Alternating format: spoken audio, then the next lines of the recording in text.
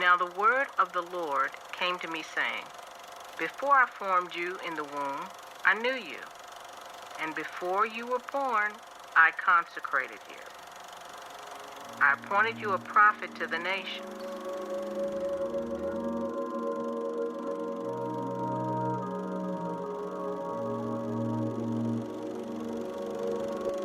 The sun wakes, while its rays are distorted by a blanket of clouds and typical Seattle rains. With eyes fixed on windshield, I lay, back bent and pressed against these stone seats within the walls of this Civic. And I lay, bundled in a sleeping bag that is not my own, in a city that is not my own, writhing in tensions that are not my own. And I lay, consumed with an anxiety foreign to my frame, one trajectory slain while the other hangs, unsettled, on fatal or future. Still these wounds need sutures, and my breaths grow shallow as darkness fills these gallows, and I know I should be singing hallowed. All I feel is hollow and hopeless, and fear is a tangible presence. Any forward movement seems like a step toward menace, and I'm left wondering. I've yet to pay some penance, because I remain unsettled as an alienated tenant. And in every attempt to find some remnant of home, I find myself growing increasingly alone, and I'm struggling to believe in the purpose of these bones. It's like, let the next participant cast another stone. And while the West sings a symphony of leaves, the East closes ear to I can't breathe, and I'm exhausted from trying to sow these seeds into rocky soil ensnared by weeds. And I don't know where home is. In one city I hold deep love for a few, but cannot stand another second of aggression toward minor hues, nor lack of movement toward forward progression, nor empty opportunity for romantic connection. And some say this is fear, but it feels like intuition, an extra physical awakening to redlining conditions, dilation to the darkness of the choice of this prison, with hope clawing at something beyond vision. What can be built on foundations of oppression or ignorance or blind privilege? And as the rain covers my fog windshield, I remember this truth. Images are developed in the darkest of rooms.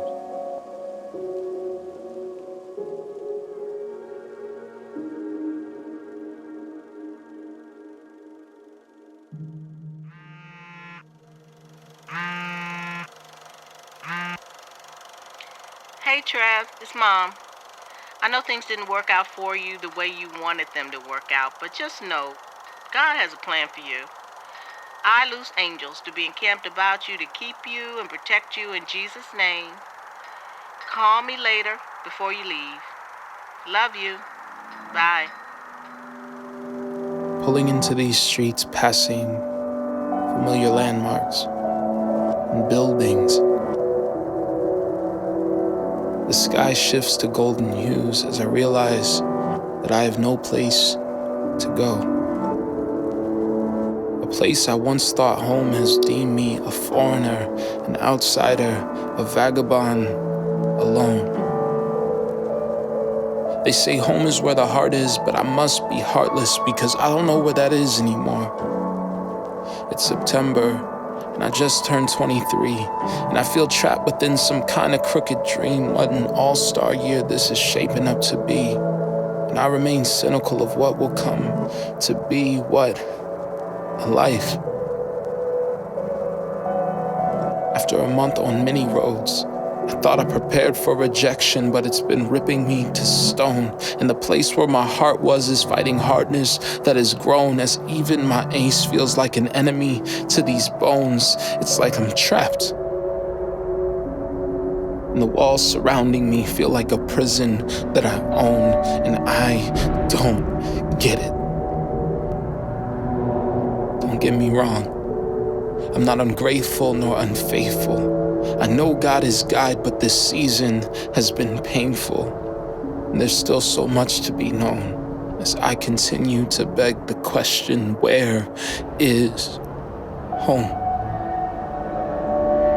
God, I don't know what to do, and I don't have any answers, but I have to believe that this is the work of your hammer and you're rebuilding something from this rubble, making something new. But for now, I'm hoping a few can resaturate this hue. But I can't help but feel walls are coming down too, as this civic holds a man solely holding on to you.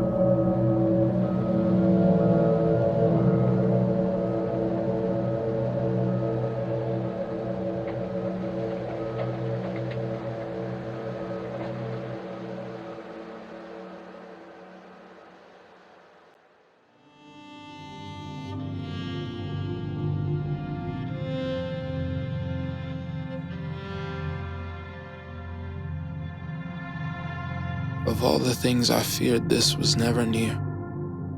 Love was never questioned because it always seemed clear, and with all the anxiety of coming back here, I never thought a veer would come from those held dear. Shocked, confused, alone, unamused. They say the ones closest can inflict the deepest bruise, and what do? In the midst of these truths, when a heart overused starts composing the blues. And this city has got me questioning every statement I mentioned, and all the time I was present in has got me second guessing friends like, who knew? Who knew it'd be like this, like love, miss, like an Iscariot kiss, or this? No way to prepare, as words lacking care seize rhythm in the snare unfair. It's unfair. There's unspoken and overspoken. Both have left me broken, trying not to let it soak in, but these words were cloaked in emotion. A potion of false love and devotion, forging sensory repulsion, left jaded by the notion of love. What is it? What does it mean? What do you mean? Because I don't get it. What's love without commitment? Excuse my tone, but I love yous have left me dented, damaged, and cemented in a mindset dissented. Hearts aren't meant to be rented. Hearts aren't meant to be rented. Love packs up, moves in, stays through thick and thin, weathers storms like kin, stands strong in tension. But we're now in a predicament, 'cause words heard are now sickening, feel wasted, fickle, and heartbreaking in the dissonance. Right here, walls crumble as rain falls from my eyes, coating my dashboard in despair, broken from the change and the distance and the letdowns and the friendships that were once so significant and now simply feel like failures. And I'm exhausted, and my words feel wasted. Their words feel wasted. What are words without significance? Significance. Sinkholes swallowing hearts of those of us foolish enough to believe them. I'm trying to move on, but I can't stop the bleeding. Is there any more hope left to believe in? Broken foundations, and I can't stop the bleeding. Please, just stop the bleeding. Trevor, I think you really need to go out and find, some new people, knowing that everybody that you meet isn't gonna be your closest friend or your best friend. Maybe some of these people, you'll only be able to spend like an hour or 2 hours with them at a time. But I think you really need to diversify the people that you're friends with,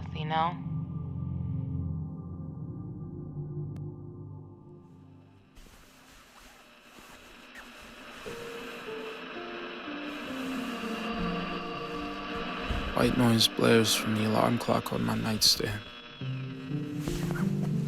There is safety beneath the layers of blankets that cover me, and the hot coals beneath me. Out there, beyond cotton safety, is a world of temperatures too low to bear. The kind of cold that latches on and sinks its teeth deep into the melanin. Out there is a world that is isolated, with blood spills on floors and on pavement, where hearts become hold as colors fade and where this frame is caught in a lifeless cadence, holding solely on occupation and faith, because they're all that remain consistent. It's a world of depression and heartache. I'd much rather stay here, safe, protected by this fabric force field from the surrounding winter.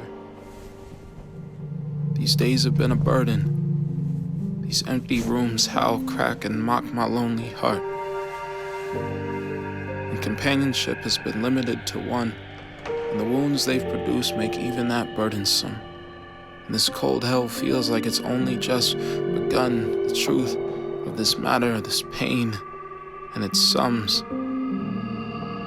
Or I'm afflicted, sick of this cyclical situation. This vibrant hue has turned to countless broken faces, and as every crack progresses, so does the prison that it's making. And I still wonder if this caged bird can too sing. Maybe I should let the noise play, become a victim to these walls and freeze away, close my eyes and pray to find home in Zion this day.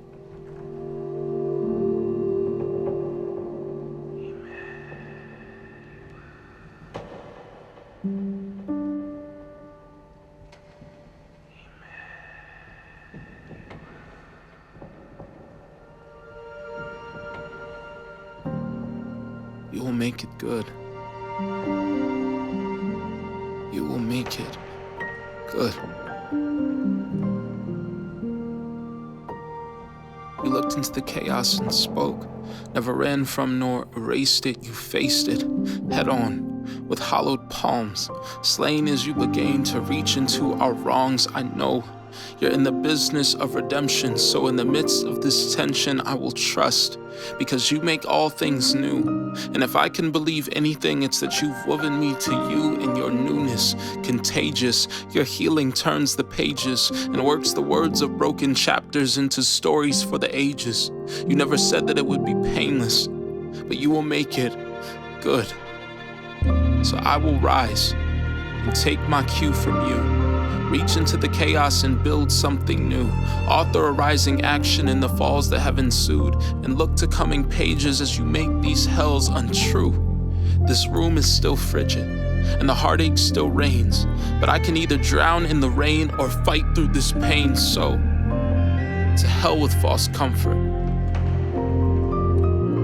Rebuild. Remain.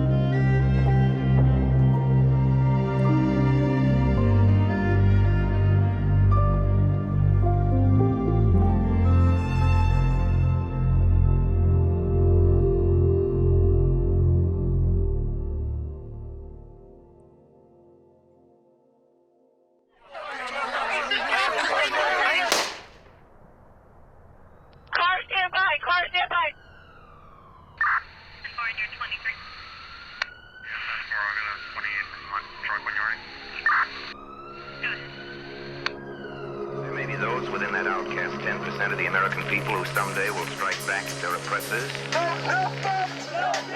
But to put down that mob, a mob would rise. You are defending the people who kill the lives you say matter.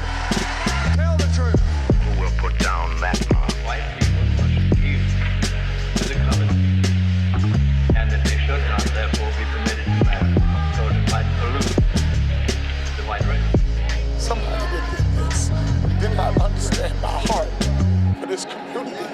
Somebody that did this doesn't know that for 8 years I've been working hard to bless community. Who killed these people? I called you a nigger. You're a nigger. Nasty nigger. You will respect the money and make sure your ass got a check. Get the video off my kids now, or I will fucking break it.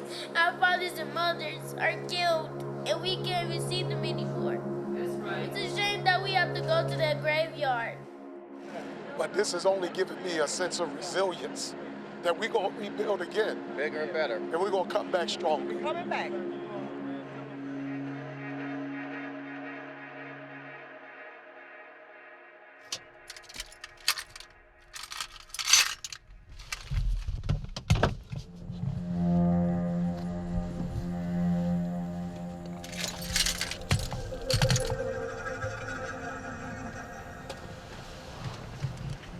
There it is, that violent symbol of hatred, claiming no malice while black blood painted, screaming proud of a rebellion against country and union, crying for the right to remove all that is human from my frame. And here I sit, eyes fixed on that symbol as it stands, erected, shamelessly regarding none who are affected by its oppression. See, my tensions are swelling deep from within, and my thoughts have resolved to a single question: remain or regress.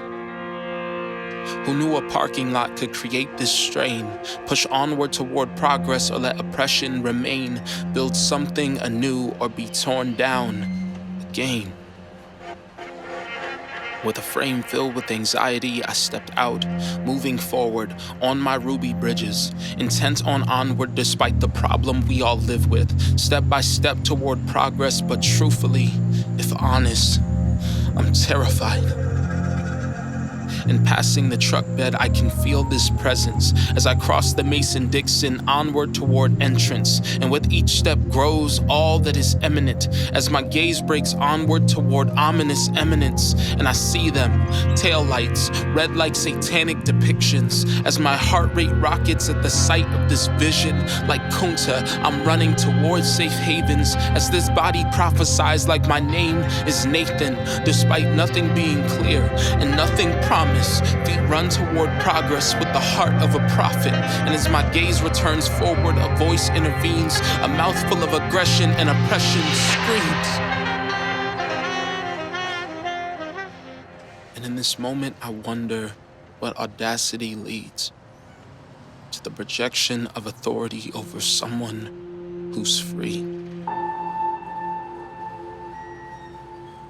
You know, it's like those monuments to remind us of our place, preaching equality while they spit in our face. It's like high schools named after Robert E. Lee, with 89% black bodies in its seats. It's like white supremacist rallies on Charlottesville soil, with the president expressing that both sides are spoiled. It's like churches saying they're for restoration while silencing the minors amidst the birth of a nation. And in rejection of regression, I sneered, pupils returning forward, firming foundations and building someone stronger. Eyes fixed on destination as my heart can see these ex nihilo genes living within me. You will not again enslave me. This city was long ago made free.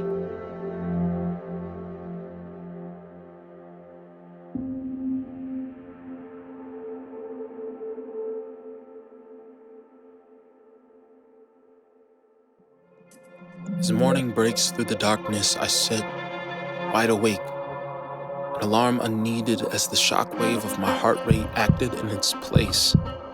There's deep unease within my being, unparalleled by any other day. This year, today, I reunite with my father. It's been 4 years since our paths intertwined, and in the 23 collective, his absence is all that has remained consistent, distant. Surely, that is our relationship. And here I sit, attempting to quiet the distress of my soul, crying out to God to make me whole and deliver serenity and peace and love. And as this old house creaks and aches from years of weathering and onslaughts from the seasons, I too can resonate with its groans as my frame cries the same song. I find myself writing words on moleskin paper, reaching out to God in my space of need, longing for those near to be support beams. But in these moments of despair, they are not there. So, with tattered frame, I inhale peace through words on those pages, hoping they will be the salve to a soul that is raging. Give strength to legs as weakness is plaguing, and some promise that destruction won't be the product of engagement. Rebuild. Remain. Rebuild. Remain. This is a moment to make something from nothing, newness from the rubble that I've lifelong been stuck in, and press onward toward a life of Christ-likeness. Show a man Jesus through a love that is priceless. It's clear that this relationship has produced much destruction, and it still remains unclear if this is wisdom or reduction. I owe him nothing, not an ounce of my person, but I will echo Micah and continue to love mercy. So, amidst absence of support structures, God grant me the something that it takes to love him, build something, anything new. And with exhale, I step one foot after another, grabbing luggage and every ounce of bravery I can muster. And as my keys set explosions towards reconstruction, I pray for newness to be built from this luncheon. And as the sky hangs in tensions of gray, I have but one request. God, make me brave.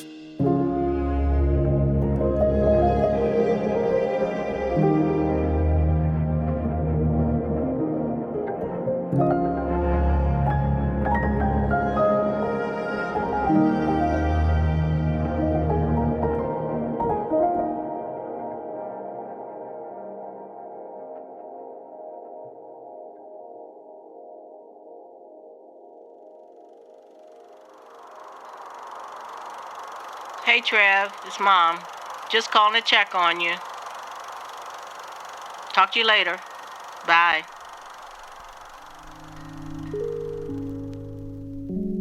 The wooden floors creak around me, and the windows rattle ever so slightly as I sit in this guest bedroom inside of a house of friends that has been transformed into a home for me. I'd have found myself in Tennessee streets had they not stepped in. Matthew and Brittany, family and friends. And amidst the turmoil that this year has been, as my fears have come to life and others have creeped in, I must rest God's will again. Don't get me wrong, I'm in no way healed, but despite what I feel, I know that I'm whole. But whole doesn't mean hurtless, because I have felt worthless and devalued and unloved. But despite the pain and the rain and the absence and the stains, despite every single word spoken in vain, God has remained and has provided. Maybe not what I want, but what I've needed. And though this all feels forcefully heated, it is enough. So here I stand, rebuilding anew, repurposing this rubble and focusing beyond view, even when these memories produce pain, to always be open to change. And I remain in a process where broken memories are being reformed into sonnets, but it is a process. And if I'm honest, it's still not easy. But often the things worth having are not. And as these growing pains persist, I am learning with closed fists to let go and sit. Inhaling reflection and exhaling blessings. This time is a lesson to trust in redemption. So, thank you. Thank you, Newtons, for opening a place to process, to build, to breathe, to be, and asking nothing more of me. In your reflections, I see the one who defeated the lynching tree.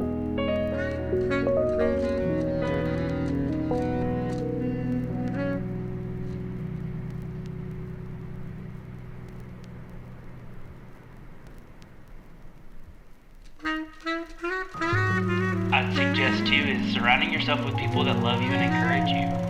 Move away from the things that seem to tear you down. There may be relationships, it may be environments, whatever it is. Get out of that, get away from that. Don't let Satan have a hold in any part of your life. Surround yourself with God-loving people.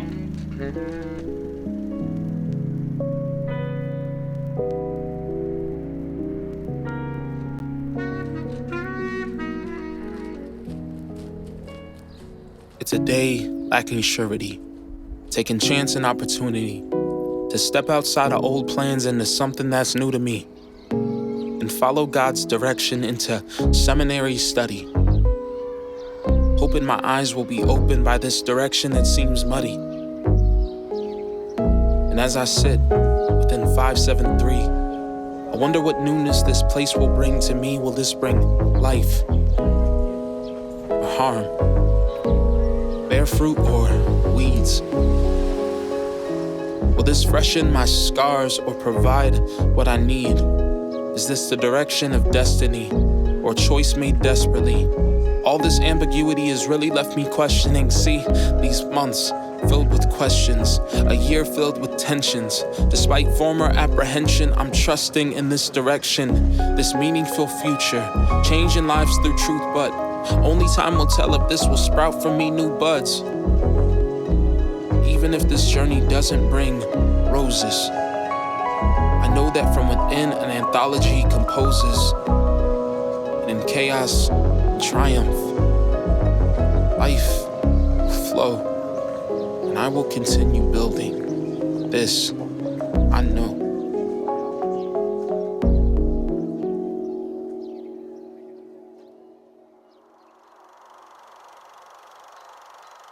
Behold, I have put my words in your mouth. See, I have set you this day over nations and over kingdoms, to pluck up and to break down, to destroy and to overthrow, to build and to plant. I really just thought this fool was racist. That's it. This fool is racist. So you said that you don't see love in them, represent them, or they. Who are really meaningful? All the damn things you could write about. All the things. Really gonna do this. Black Lives Matter and Native Americans at this. This is it. Really? We're just gonna be a racist. So why is that? Why don't you see racism? We're gonna do that. You can write about any word. Oh, you don't see love in us?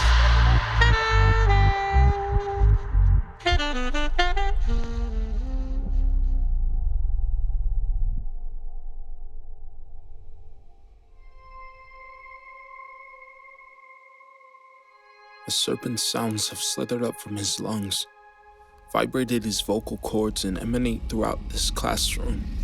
I feel the rage of a lion well up within me.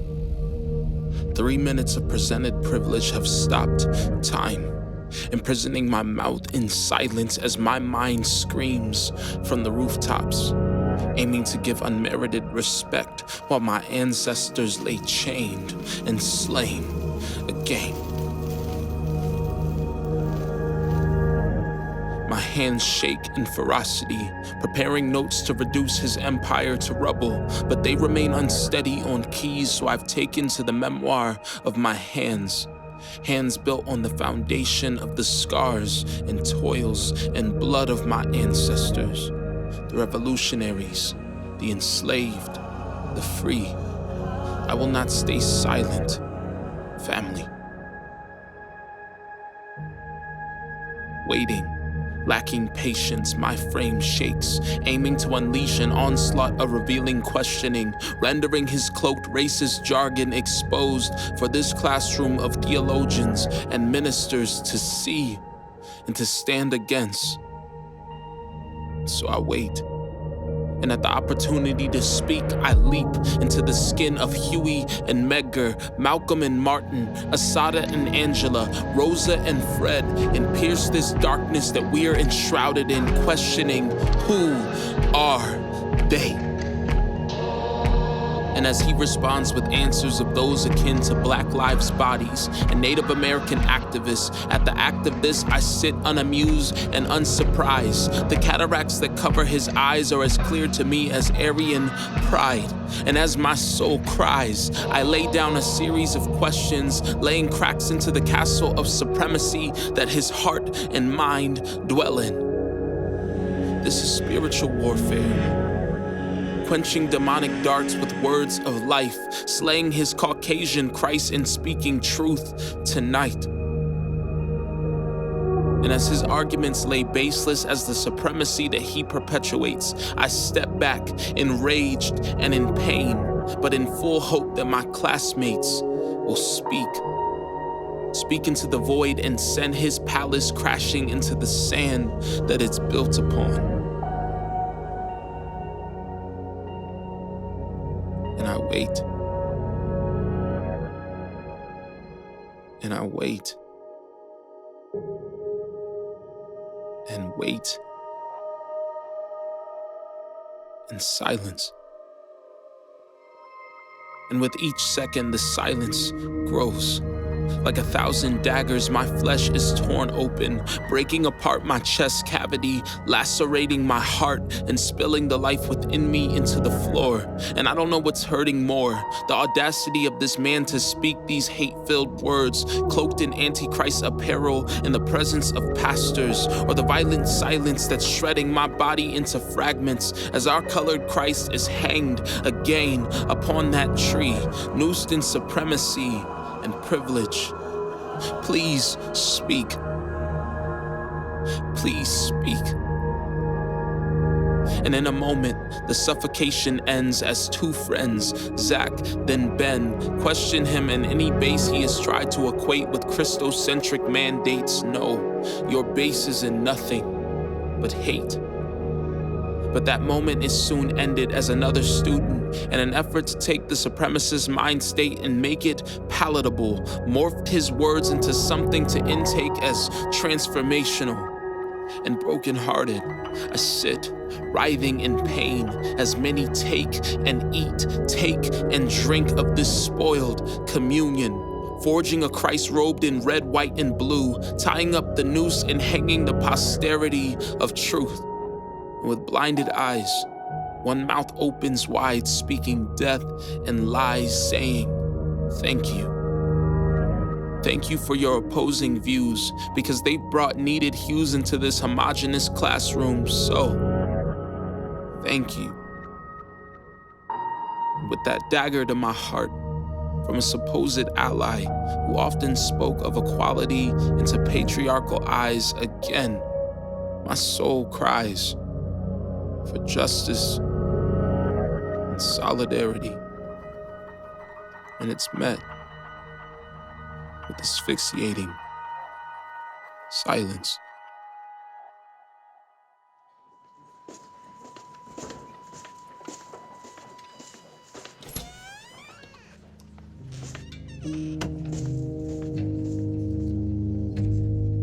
My mind has become an echo chamber of emotion and pain, reverberating the dreaded silence of those who claim to be allies. King said we won't remember the words of enemies, but the silence of friends, and I feel trapped in that end, claustrophobic, yet encased in apathy, that sin, that deadly potion that so many partake in. And I find myself attempting to study words on these pages, but my mind just shifts back to the pain that enrages, befuddles, and exchanges hope for disdain. And I can no longer stand pushing onward through rain. And as the green-tinted fluorescent lights flicker around me, I step forward, one foot behind the other, toward night, chasing solace and safety beyond the walls imprisoning me in the shackles of empty words and hurt. What's up, bro? And as my head ascends, locking eyes with a friend, someone who can empathize with this mindset I'm in, Calvin, brother in bronze skin. And there, I dive in, sharing burdens with him, of the pains produced in that silence, the spouted words of supremacy, the unchecked violence of racist rhetoric and camouflage sedatives presented as Christianity yet satanically accredited. And I watched as his hands shook in rage, his eyes dilated, praying freedom from this rain. And he called over Hanada and Kelly, and with these three, I continued to pour out what happened, and we broke together. Everybody was trying to, they were trying to exonerate. And in a moment, the sense of loneliness began to subside. And with shallow breaths and tear-filled eyes, we stood in lamentation. And as we walked through the doors of that library, the hallways surrounding became a sanctuary. Adding Nathan and Bree, the six of us sat in solidarity. And every word these friends spoke, every word they listened to, reached into my wounds and built something anew. And in this moment, immersed in finals week, I found myself surrounded as I'm weary and weak. And when we should all be studying for tests, placing those things aside to sit and lament, to sit amidst this injustice and solidarity and grieve and build and build. And the thing he said that has stuck with me is maybe we should let the victim or the survivor decide. God created everything that was sustainable for life before he created life. So that in itself, it is an example that we not only need each other, but God's intention is for us to need each other for this entire situation to work. Everything we would need is created first, and then we're created. So we are inextricably tied to each other.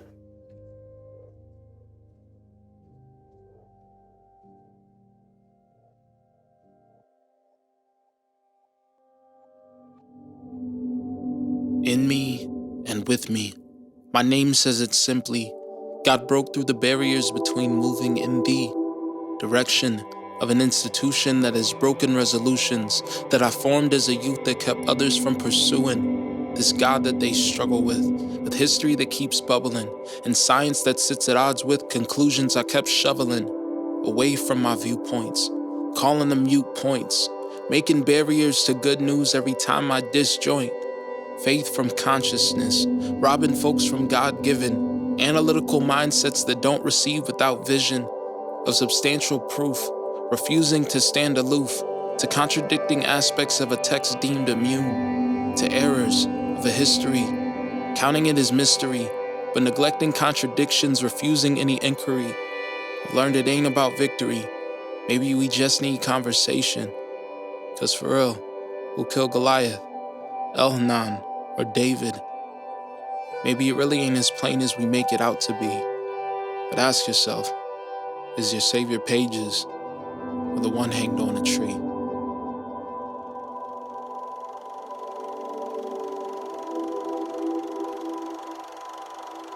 And I, for my part, have made you today a fortified city, an iron pillar and a bronze wall, against the whole land, against the kings of Judah, its princes, its priests, and the people of the land.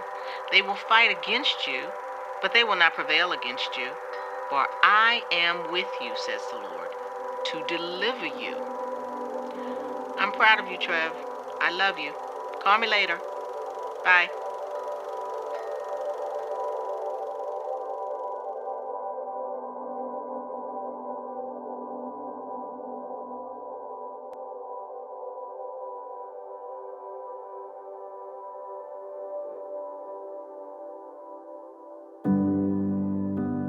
The light breaks through the silence of the shadows engulfing my empty bedroom. as mattress and box springs sit alone, awaiting the truck that will transport them to a new home. And here I am, seated in a posture of reflection, remembering the life-altering interactions with both texts and persons that these last 7 months have produced. There is so much that is new within me, yet so much that is old and bronzed and cemented into my foundation. And I cannot help but see how a base was laid for this city that God has intended to build of me. As my mother's loving, long-suffering hands have laid a foundation of bedrock, these months have built upon that. As floods and storms and winds have attempted to dismantle the destiny of this city, it's clear to me that you are only as secure as your roots. And as I intend to leverage my life to make dead things alive and speak wholeness to what's been broken, I've come to recognize the necessity of a well that is ever deepening, so that the waters of life within it may not run dry, at least for a lifetime. And so, with self-care and persistence, focus and resistance, I start a new journey with a heart that is dead set on telling the truth. Truth. Both believing truth and speaking it has created so many whirlwinds in this season. Lady Wisdom once told me that truth is divisive, and within my own heart, truth has divided me from parasites that I'd grown accustomed to and believed were bringing life in. And it has shown me love must be tested and aged, or it's just infatuation. Truth has broken my heart through exposed bigotry, through those in solidarity with oppressors. Truth has shown me the demons of power and Napoleon complexes and how they conform persons to punching bags.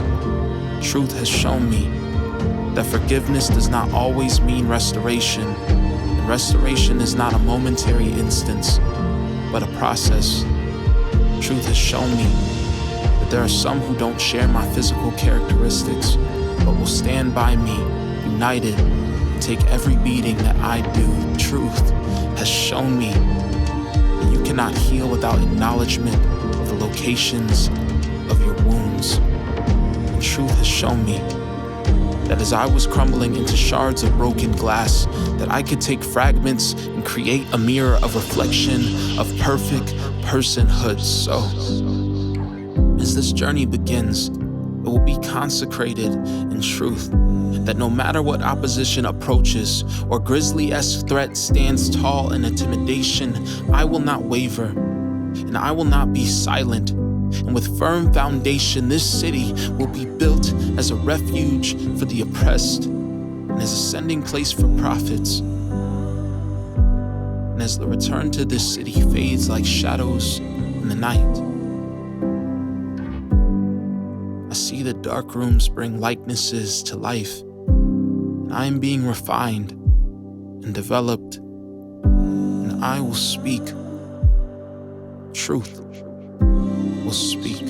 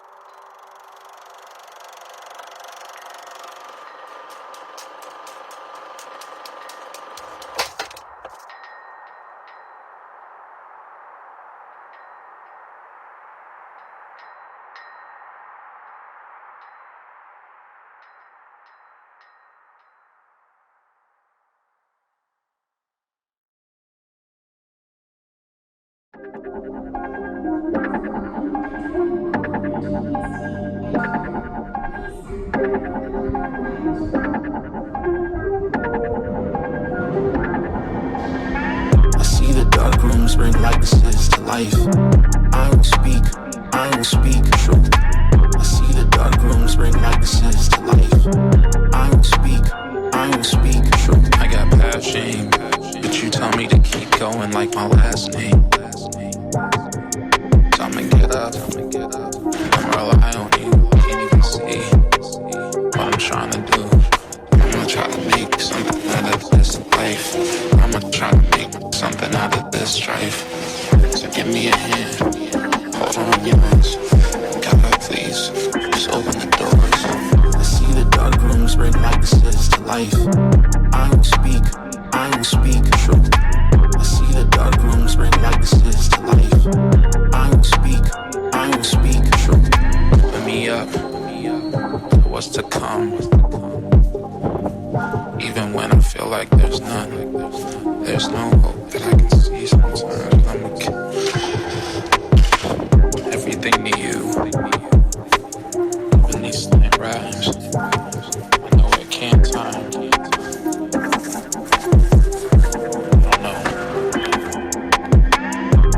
Dark rooms bring likenesses to life. I will speak truth. I see the dark rooms bring likenesses to life. I will speak truth.